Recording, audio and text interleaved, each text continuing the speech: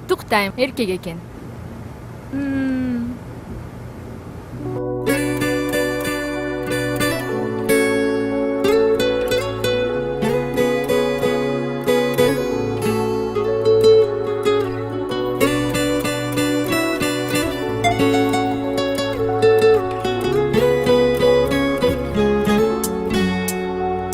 Canım, bugünden başlap kadamım. Sen üçün bolup baskanım. Canım, canım, bolcu sen benim kanatım.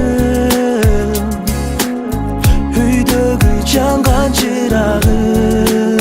O canım,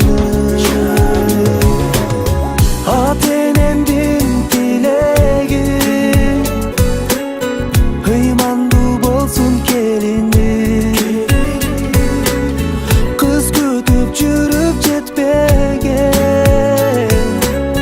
apamdın bolçu şerigi.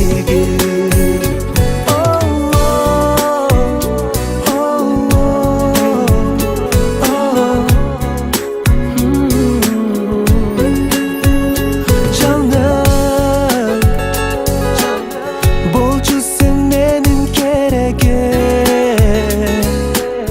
tügümde süydü bereken. Canım, canım, atenem körüp de bere. Bololu bizde atenem. Hay canım, atenemdin dilegi, hıymandu bolsun kelini. Kız kütüp жүрüp jetpegen, apamdın bolçu şerigi.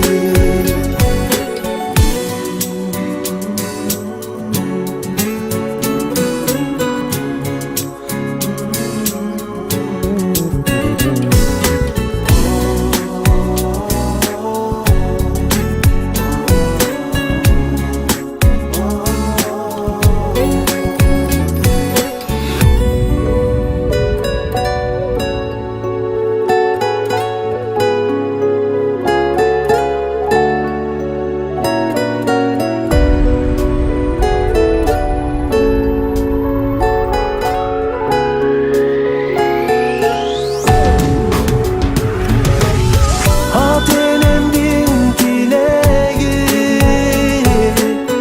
hıymandu bolsun kelini. Kız kütüp жүрüp jetpegen,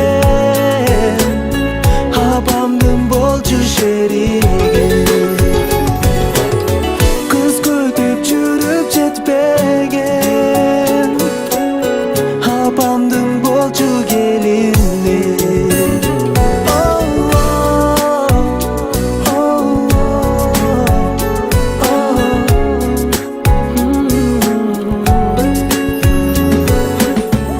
Капаланбаңыз апа. Кыз болбосо келиниңиз кыз болуп берет сизге. Жок уулум, үнүбүз Кудайга жетиптир. Врачтар жаңылышыптыр. Бүгүн биз 2 кыздуу болдук.